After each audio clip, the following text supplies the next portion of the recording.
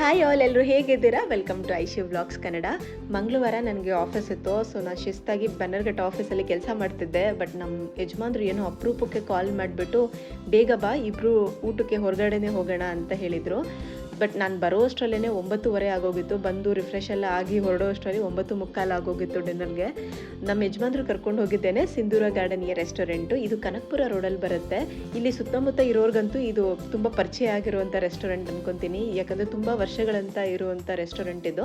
Brand factory ಇದೆಯಲ್ಲ, ಅದ್ರ ಪಕ್ಕದಲ್ಲೇ ಬರುತ್ತೆ. ಒಂದು ಕೆಂಪೇಗೌಡ ಸ್ಟ್ಯಾಚು ಇದೆ ನೋಡಿ, ಕೃಷ್ಣಮ್ ಹೋಟೆಲ್ ಹತ್ರ, ಅದರ ಲೆಫ್ಟಲ್ಲೇ ಬರುತ್ತೆ ಈ ಹೋಟೆಲ್ಲು.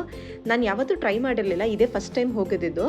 ಇದು ಕೋಸ್ಟಲ್ ಫುಡ್ಗೆ, ನಾನ್ ವೆಜ್ ಫುಡ್ಗೆ ತುಂಬ ಫೇಮಸ್ ಅಂತ ಹೇಳಿದರು. ಸೊ ಹಾಗಾಗಿ ಹೇಗಿರುತ್ತೆ ಟ್ರೈ ಮಾಡೋಣ ಅಂತ ನಾನು ಫಸ್ಟ್ ಟೈಮ್ ಹೋಗಿದ್ದು. ಬಟ್ ನಮ್ಮ ಯಜಮಾನ್ರಿಗೆ ಇದು ಫಸ್ಟ್ ಟೈಮ್ ಅಲ್ಲ, ಅವ್ರು ತುಂಬ ಸತಿ ಹೋಗಿದ್ದಾರಂತೆ. ನಾನು ಹೇಗಿರುತ್ತೆ ನೋಡೋಣ ಅಂತ ಹೋದೆ. ಬಟ್ ನನಗೆ ಔಟರ್ ಅಟ್ಮಾಸ್ಫಿಯರು ಅಷ್ಟು ಇಷ್ಟ ಆಗಲಿಲ್ಲ, ಯಾಕಂದರೆ ನನಗೆ ಅಷ್ಟು ಹೈಜಿನಿಕ್ ಅಥವಾ ಕ್ಲೀನ್ ಅನ್ನಿಸ್ಲಿಲ್ಲ. ಬಿಲ್ಡಿಂಗು ಸಹ ತುಂಬ ಹಳೆಯ ಬಿಲ್ಡಿಂಗ್ ಇದು.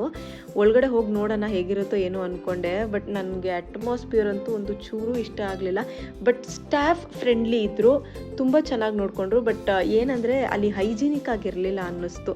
ಸೋಫಾಗಳೆಲ್ಲ ಅಲ್ಲಲ್ಲೇ ಹರಿದೋಗಿತ್ತು. ಫ್ರಿಡ್ಜ್ ಏರಿಯಾ ಹತ್ರ ಅಂತೂ ಅಲ್ಲಲ್ಲೇ ಕಸ ಎಲ್ಲ ಹಾಕ್ಬಿಟ್ಟಿದ್ದಾರೆ. ಒಂದು ಚೂರು ಚೆನ್ನಾಗಿರಲಿಲ್ಲ. ನನಗೆ ಒಳ್ಳೆ ವೈಬ್ಸ್ ಅಂತೂ ಬರ್ತಾನೆ ಇರಲಿಲ್ಲ. ಬಟ್ ಅದಾದಮೇಲೆ ಏನೋ ಅವರು ಬಿರಿಯಾನಿ ತೊಗೊಂಡಿದ್ರು, ನಾನು ಫ್ರೈಡ್ ರೈಸ್ ತೊಗೊಂಡಿದ್ದೆ ಮತ್ತು ಚಿಕನ್ ಲಾಲಿಪಾಪ್ ತೊಗೊಂಡಿದ್ವಿ. ಕೊಟ್ಟಿದ್ದ ಪ್ರೈಸ್ಗೂ ಆ ಟೇಸ್ಟ್ಗೂ ನಿಜವಾಗ್ಲೂ ವರ್ತಿರಲಿಲ್ಲ. ಲಾಲಿಪಾಪಲ್ಲಂತೂ ಒಂದು ಚೂರು ಟೇಸ್ಟ್ ಇರಲಿಲ್ಲ. ನನಗಂತೂ ನಿಜವಾಗ್ಲೂ ಡಿಸಪಾಯಿಂಟ್ ಆಗೋಯಿತು. ನಾನಂತೂ ರೆಕಮೆಂಡೇ ಮಾಡಲ್ಲ.